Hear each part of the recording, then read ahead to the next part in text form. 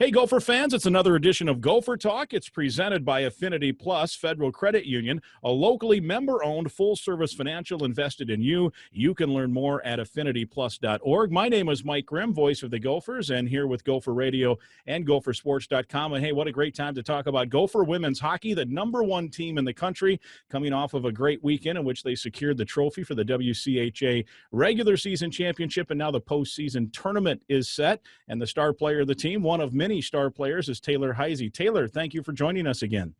Yes, thank you for having me. This is a return trip for you. You were one of our very first guests way back when we started these Gopher Talks almost 2 years ago, so we're glad to have you back. Thank you. I'm glad to be back.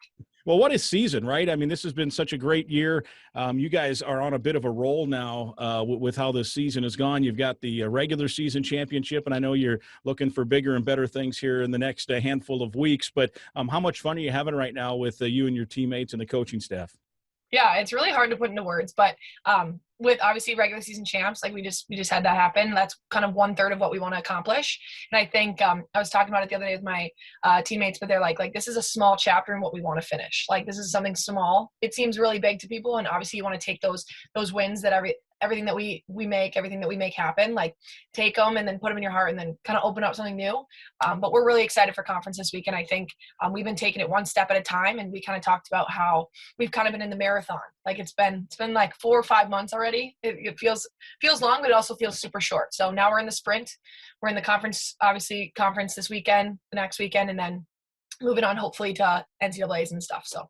Yeah, how hard is it to now think about this sprint, but still have to take it one game at a time and not get ahead of yourself and want to be in the Frozen Four already, right?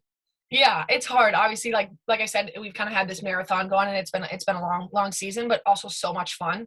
I think anyone, especially in my class, like senior class, we would say that this is one of the most fun years we've had, not just with the success and stuff, but mostly just with like how our team's been going, the camaraderie, everything, and kind of how the season has progressed for us. I think in years past, it's kind of like stayed the same. And I think this year we've been consistently climbing and showing people that we can play with and play against some of the best teams in the country. And obviously we're number one right now, but we have been playing with the number one teams who have been number one this year as well.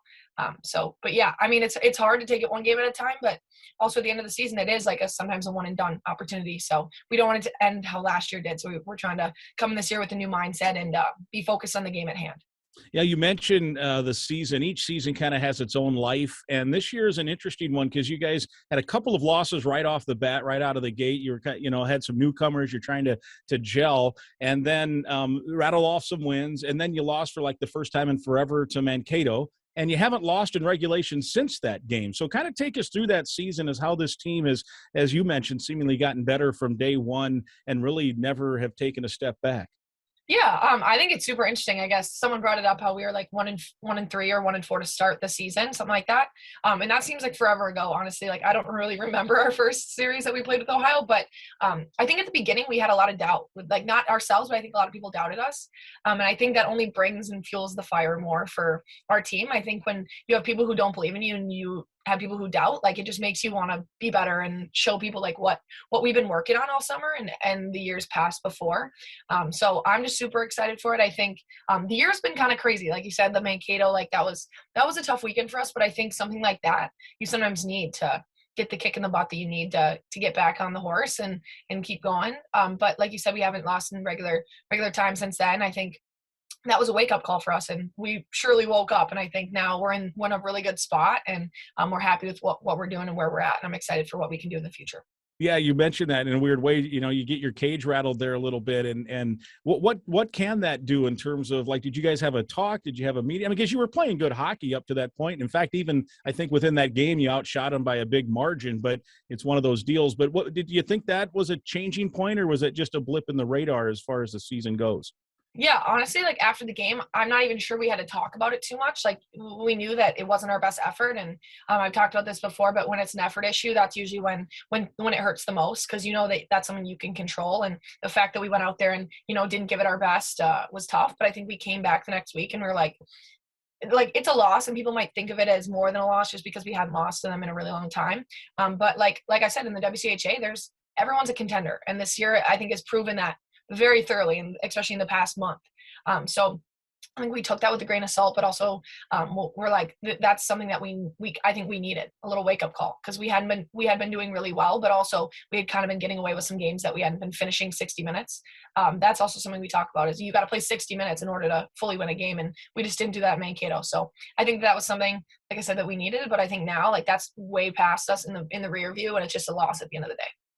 Well, you've had a great season, certainly as a team, and it's a team sport. But I have to ask you about your individual stuff this year as well. You're certainly going to be right in the mix, if not the favorite here for the Kazmaier and Player of the Year in the league. And I'm looking here; it's 34 games. You have 34 assists, 26 goals, 60 points. It leads the country basically in all those categories. I mean, obviously, you're a pretty skilled player, but did you think that it would go this well individually as well for you as this season has gone on?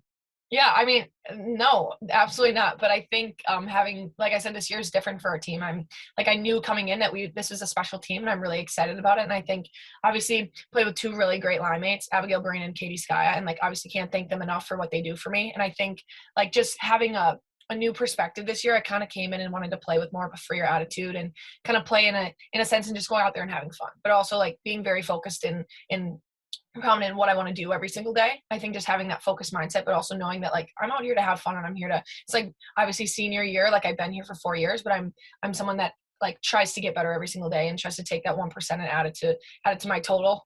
So you're going to be over 100% at the end of the day. But like I said, I think this year's just been super fun. And I think I've been trying to take it one game at a time, kind of what we were just talking about, and coming in with a new mindset. If the game before didn't necessarily go my best, like flush it down the toilet and figure out a new way to come back better the next day. Something really exciting about hockey, obviously, is you get 2 cracks at a team in a weekend. So if the first one doesn't go well, you sit back, watch some film, and kind of figure it out. But yeah, I think can't thank my teammates and my line mates enough for it. I think we have come together at the right times, and people step up. And I think our whole team, in the past, we haven't necessarily had 3 lines that can contribute. And I think this year has been very clear that we have had that. So it's awesome to see everyone producing and having a great time. It sounds too like, I think a lot of times when I watch sports, whether it's hockey or whatever, seniors may put more pressure on themselves, like, hey, it's my last go around. We can't lose this. We can't lose that. It sounds like maybe you've liberated yourself from that thinking and going out, and if you do is play as hard as you can and the results follow, there you go. Is that maybe an accurate way? Yeah, I think I actually have talked about this with my parents a lot, but it's the more that I think about things, I feel like sometimes the more I stress and the more anxiety I get. And then my dad calls it, you hold your stick too tight and you like get white knuckles and stuff. And I think when that happens, I tend to shut down a little bit. And I think I've more so figured that out in years past. And having my experience of the past 3 years here has really helped me to see like when I have had my best games, whether or not that's scoring or getting assists or anything like that. But it's more so just me accepting the fact that like I'm out there, really, I'm out there to have fun, and I'm out there to play with my best friends, my teammates, my line mates and stuff, and truly just have a great time. Because like I said, it's been 4 or 5 months, but we don't have that much how much left. So going to take advantage of that for sure. And just, like you said, it's liberating to play the sport that you love with the people around you and having a fun time. So. And certainly when you're talking hockey, you got to talk about in net. And you guys have legitimately had 3 contributors in goal. What's that been like to whoever's back there, you're going to get a good effort each game?